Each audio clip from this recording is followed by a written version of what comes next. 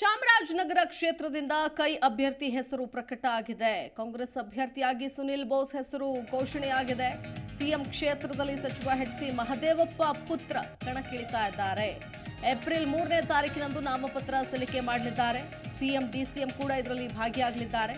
ಸಿದ್ದರಾಮಯ್ಯ ಮಹದೇವಪ್ಪಗೆ ಪ್ರತಿಷ್ಠೆಯಾಗಿದೆ ಚಾಮರಾಜನಗರ ಲೋಕಸಭಾ ಕ್ಷೇತ್ರ. ಇದನ್ನ ಒಂದು ರೀತಿಯಾಗಿ ಪ್ರತಿಷ್ಠೆಯ ರಣಕಣ ಅಂತ ತೆಗೆದುಕೊಂಡಿದ್ದಾರೆ. ಹಾಗಾಗಿ ಅಳೆದು ತೂಗಿ ಸಿಎಂ ಸಿದ್ದರಾಮಯ್ಯನವರ ಆಪ್ತ ಅಂತ ಹೇಳುವಂತಹ ಏನು ಎಚ್.ಸಿ. ಮಹದೇವಪ್ಪನವರಿದ್ದಾರೆ, ಸಚಿವರಾಗಿದ್ದಾರೆ, ಅವರ ಪುತ್ರನನ್ನ ಕಣಕ್ಕಿಳಿಸಿದ್ದಾರೆ. ಕೈ ಅಭ್ಯರ್ಥಿ ಪ್ರಕಟ ಆಗಿದೆ. ಸುನಿಲ್ ಬೋಸ್ ಹೆಸರನ್ನ ಕೂಡ ಘೋಷಣೆ ಮಾಡಿದ್ದಾರೆ ಕಾಂಗ್ರೆಸ್ ಕಡೆಯಿಂದ. ಏಪ್ರಿಲ್ 3ನೇ ತಾರೀಕಿನಂದು ನಾಮಪತ್ರವನ್ನು ಕೂಡ ಸಲ್ಲಿಸಲಿದ್ದಾರೆ ಬೋಸ್. ಅಂದ್ರೆ ಸಾಕಷ್ಟು ಪ್ರತಿಷ್ಠೆಯ ಕಣವಾಗಿ ತೆಗೆದುಕೊಂಡಿದ್ದಾರೆ ಅನ್ನೋದನ್ನು ಕೂಡ ನಾವು ಗಮನಿಸಬೇಕಾಗತ್ತೆ. ಚಾಮರಾಜನಗರ ಕ್ಷೇತ್ರದಿಂದ ಈಗ ಲೋಕಸಭಾ ಟಿಕೆಟ್ ಘೋಷಣೆಯಾಗಿದೆ. ಅಭ್ಯರ್ಥಿಯಾಗಿ ಸುನಿಲ್ ಬೋಸ್ ಕಣಕ್ಕಿಳಿದಿದ್ದಾರೆ. ಪ್ರತಿಷ್ಠೆಯ ರಣಕಣದ ಚುನಾವಣೆಯ ರಂಗು ಹೇಗಿರಲಿದೆ ಅನ್ನೋದನ್ನು ನೋಡಬೇಕಾಗತ್ತೆ. ಲೋಕಸಭಾ ಕ್ಷೇತ್ರದಿಂದ ಕಾಂಗ್ರೆಸ್ ಅಭ್ಯರ್ಥಿಯಾಗಿ ಹಾಲಿ ಸಚಿವರಾದ ಎಚ್.ಸಿ. ಮಹದೇವಪ್ಪ ಅವರ ಪುತ್ರ ಸುನಿಲ್ ಬೋಸ್ ಅವರ ಹೆಸರನ್ನು ಅಂತಿಮಗೊಳಿಸಲಾಗಿದೆ.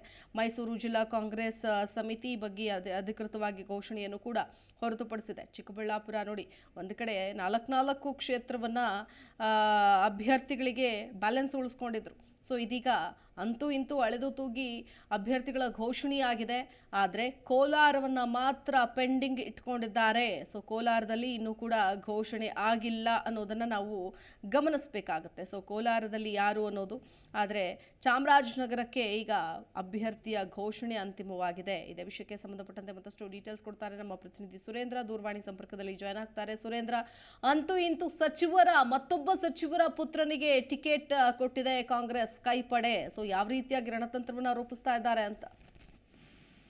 ಹೌದು ಶಿಲ್ಪ, ಏನ್ ಟಿಕೆಟ್ ರೇಸ್ ನಲ್ಲಿ ಸಚಿವ ಮಹದೇವಪ್ಪ ಅವರ ಪುತ್ರರಿಗೆ ಒಂದು ಲಕ್ ಹೊಡೆದಿದೆ ಅಂತಾನೆ ಹೇಳ್ಬೋದಾಗಿದೆ. ಚಾಮರಾಜನಗರ ಲೋಕಸಭಾ ಕ್ಷೇತ್ರದ ಕಾಂಗ್ರೆಸ್ ಅಭ್ಯರ್ಥಿಯಾಗಿ ಅಧಿಕೃತವಾಗಿ ಸುನಿಲ್ ಬೋಸ್ ಅವರ ಹೆಸರನ್ನ ಕಾಂಗ್ರೆಸ್ ಪಕ್ಷ ಪ್ರಕಟ ಮಾಡಿದ್ದು, ಸಿಎಂ ಕ್ಷೇತ್ರದಲ್ಲಿ ಸಚಿವರ ಪುತ್ರ ಕಣಕ್ಕೆ ಇಳಿತಾ ಇದ್ದಾರೆ. ಇನ್ನು ಚಾಮರಾಜನಗರ ಲೋಕಸಭಾ ಕ್ಷೇತ್ರಕ್ಕೆ ಸಿಎಂ ಸಿದ್ದರಾಮಯ್ಯ ಅವರ ವರುಣಾ ಕ್ಷೇತ್ರವು ಕೂಡ ಒಳಪಡಲಿದ್ದು, ಕಾಂಗ್ರೆಸ್ಗೆ ಚಾಮರಾಜನಗರ ಲೋಕಸಭಾ ಕ್ಷೇತ್ರ ಒಂದು ಪ್ರತಿಷ್ಠೆಯ ಕ್ಷೇತ್ರವಾಗಿದ್ದು, ಕಳೆದ ಚುನಾವಣೆಯಲ್ಲಿ ಮೊದಲ ಬಾರಿಗೆ ಈ ಕ್ಷೇತ್ರದಲ್ಲಿ ಕಮಲ ಅರಳಿದೆ ಶಿಲ್ಪ. ಇನ್ನು ಮತ್ತೊಂದು ವಿಚಾರವನ್ನು ಗಮನಿಸೋದಾದ್ರೆ, ಪ್ರಧಾನಿ ನರೇಂದ್ರ ಮೋದಿ ಅಲೆ ಹಾಗೂ ಬಿಜೆಪಿ ಜೆಡಿಎಸ್ ಮೈತ್ರಿ ಹಿನ್ನೆಲೆ ಸುನಿಲ್ ಬೋಸ್ ಅವರು ಪ್ರಬಲ ಪೈಪೋಟಿಯನ್ನ ಎದುರಿಸಬೇಕಾಗಿದ್ದು, ಏಪ್ರಿಲ್ 3ರಂದು ನಾಮಪತ್ರವನ್ನ ಸಲ್ಲಿಕೆ ಮಾಡಲಿದ್ದಾರೆ. ಇನ್ನು ಏಪ್ರಿಲ್ 3ರಂದು ಸಿಎಂ ಸಿದ್ದರಾಮಯ್ಯ ಹಾಗೂ ಡಿಸಿಎಂ ಡಿ.ಕೆ. ಶಿವಕುಮಾರ್ ಅವರು ಸುನಿಲ್ ಬೋಸ್ ಪರವಾಗಿ ಒಂದು ಬೃಹತ್ ಸಮಾವೇಶವನ್ನು ಕೂಡ ಚಾಮರಾಜನಗರ ಜಿಲ್ಲಾ ಕೇಂದ್ರದಲ್ಲಿ ನಡೆಸಲಿದ್ದಾರೆ ಅಂತ ತಿಳಿದು ಬಂದಿದೆ. ಜೊತೆಗೆ ಸುನಿಲ್ ಬೋಸ್ ಅವರು 2008ರಿಂದಲೂ ಕೂಡ ಕಾಂಗ್ರೆಸ್ ಪಕ್ಷದ ಒಂದು ಕಾರ್ಯಕರ್ತರಿಗೆ ಸೇವೆಯನ್ನ ಸಲ್ಲಿಸ್ತಾ ಇದ್ದಾರೆ.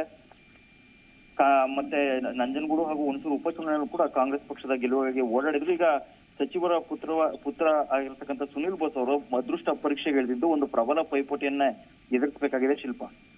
ಓಕೆ, ಇನ್ನು ಈ ರಣಕಣದಲ್ಲಿ ಚುನಾವಣೆಯ ಪ್ರಚಾರ ಎಷ್ಟರ ಮಟ್ಟಿಗೆ ಇರುತ್ತೆ, ಯಾರೆಲ್ಲ ಬರ್ತಾರೆ ಈ ದೃಷ್ಟಿಯಲ್ಲಿ ನೋಡೋದಾದ್ರೆ?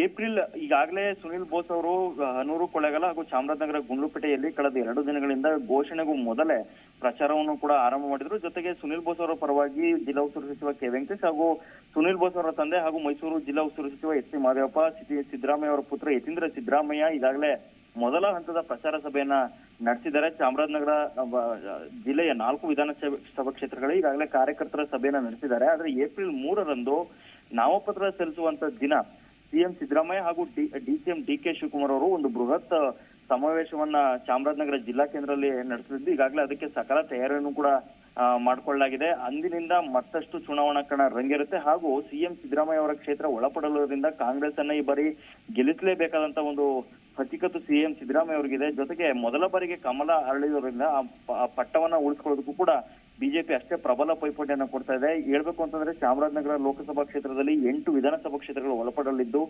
7 ವಿಧಾನಸಭಾ ಕ್ಷೇತ್ರಗಳಲ್ಲಿ ಕಾಂಗ್ರೆಸ್ನ ಶಾಸಕರಿದ್ದಾರೆ, ಇನ್ನು 1ರಲ್ಲಿ ಮಾತ್ರ ಜೆಡಿಎಸ್ ಶಾಸಕರಿದ್ದಾರೆ. ಒಟ್ಟಿನಲ್ಲಿ ಹೇಳ್ಬೇಕು ಅಂದ್ರೆ ಕಾಂಗ್ರೆಸ್ ಹಾಗೂ ಬಿಜೆಪಿ ನಡುವೆ ನೇರ ಹಣಾಹಣಿ ಇದೆ ಶಿಲ್ಪ.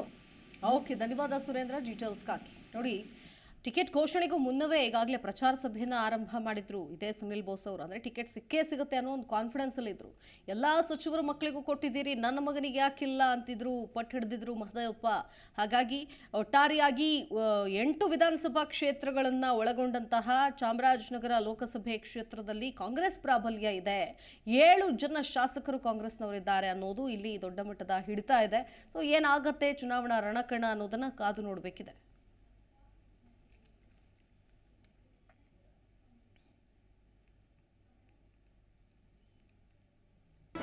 ಜಿ ಕನ್ನಡ ನ್ಯೂಸ್ ಈಗ ನಿಮ್ಮ ಮನೆಯಲ್ಲೇ ನೋಡಿ. ಎಲ್ಲ ಕೇಬಲ್ಗಳಲ್ಲಿ ಈಗ ಲಭ್ಯ. Sun Direct 292, Jio TV 1334, U digital 162, city cable 51, GTPL 17, Abhishek cables 821, Rockline telecommunication 51, Shri Basaveshwara number 60, Vinayaka digital number 53, in digital number 896ರಲ್ಲಿ. ನಿಮ್ಮಿಸ್ತದ ಜಿ ಕನ್ನಡ ನ್ಯೂಸ್ ನೋಡಿ ಆನಂದಿಸಿ.